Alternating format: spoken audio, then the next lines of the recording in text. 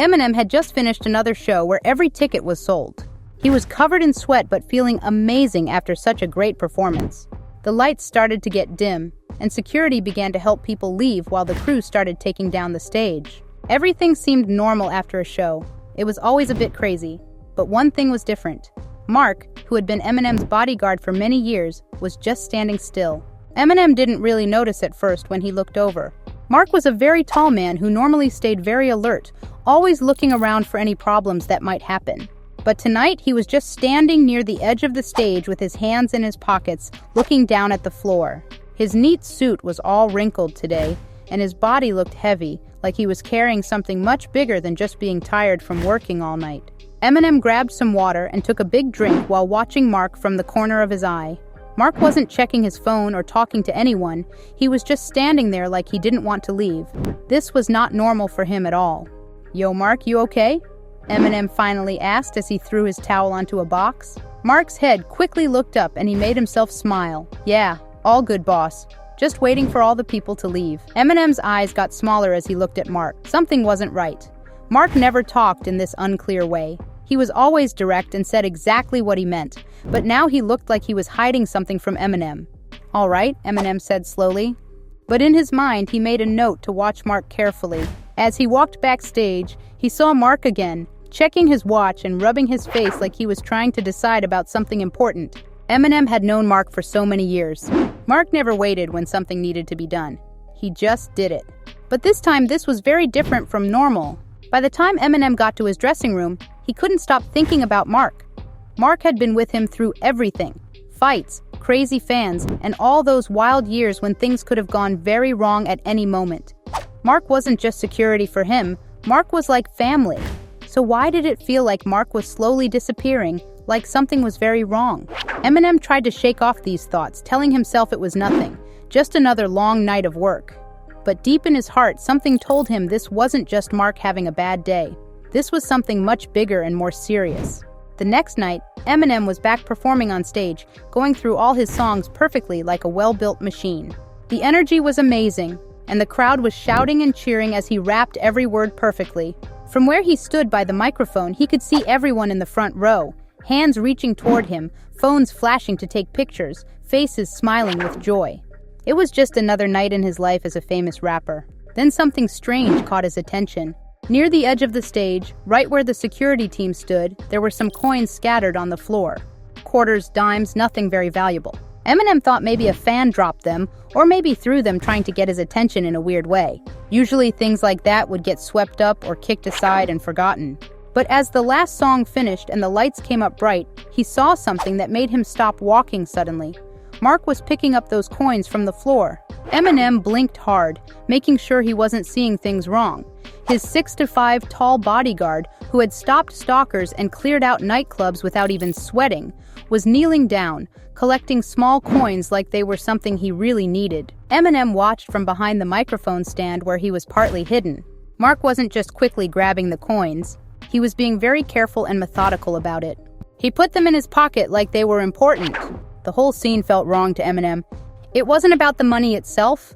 It was strange because Mark, the guy who once acted like injuries were nothing more than little paper cuts, was now bent over picking up coins from a concert floor. Something was seriously wrong. As the band played their final notes, Eminem took a slow step forward. Without saying anything, he knelt down next to Mark and started helping him gather the coins. Mark jumped a little in surprise. "Boss, why are you helping me pick these up?" Eminem picked up a quarter and held it up. "I didn't know security jobs paid so badly that you need to collect coins, man." Mark tried to laugh but wouldn't look directly at Eminem. "Nah, it's just a habit I have." Eminem didn't believe this at all.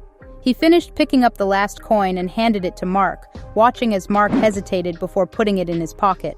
Eminem stood up and gave Mark a friendly pat on the back. "All right, man, let's get out of here." Mark nodded, but his face was tight and strained. His usually relaxed way of being seemed forced now.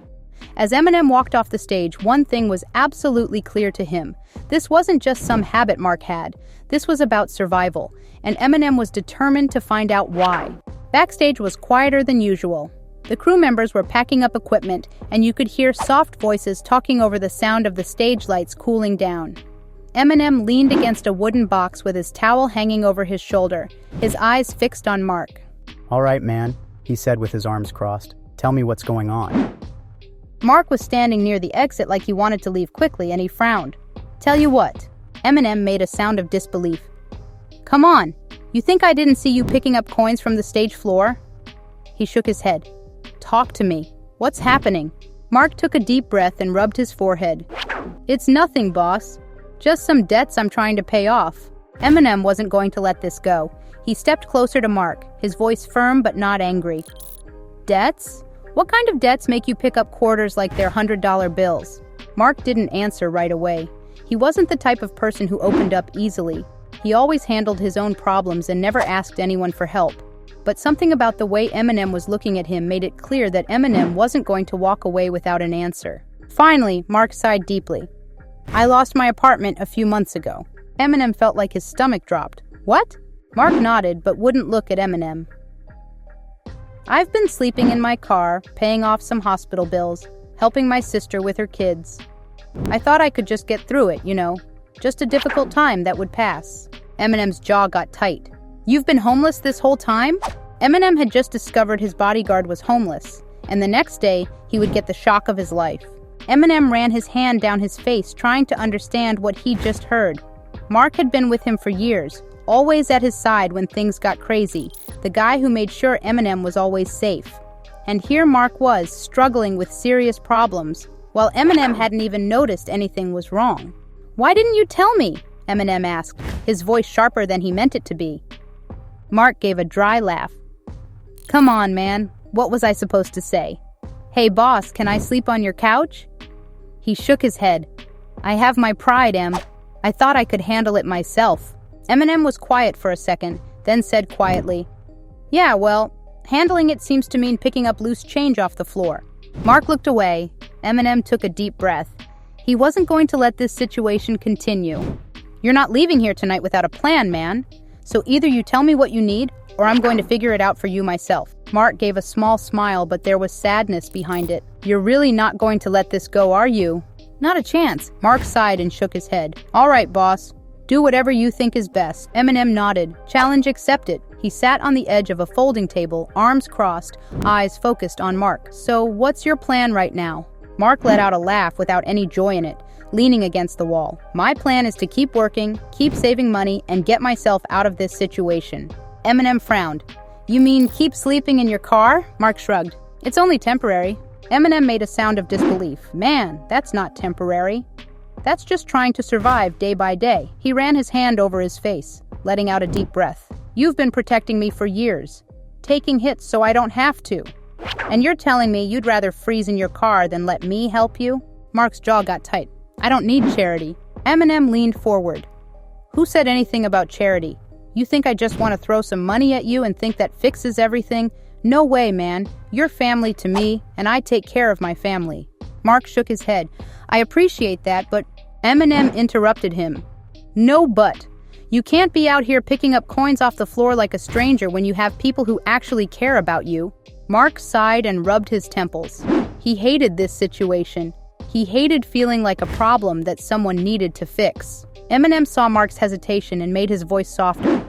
"Look, I understand. You don't want handouts, so let's make it simple. You let me do something to help you, and in return, you stop pretending everything is fine when it's not." Mark hesitated. "What exactly are you thinking about doing?" Eminem smiled slightly. "That's for me to worry about." He patted Mark on the shoulder. "You just show up tomorrow at the address I'll send you. That's all you need to do." Mark narrowed his eyes. Eminem held up his hand. "No questions, no arguments, just trust me on this." Mark let out a deep breath, clearly still fighting with his pride. But deep down, he knew Eminem wasn't going to give up. Finally, he nodded. "All right, I'll show up." Eminem grinned. "Good, because I already have something planned." Mark shook his head, muttering quietly. "This is going to be something ridiculous, isn't it?" Eminem laughed and pushed himself off the table. "Maybe, but it's also going to change everything for you."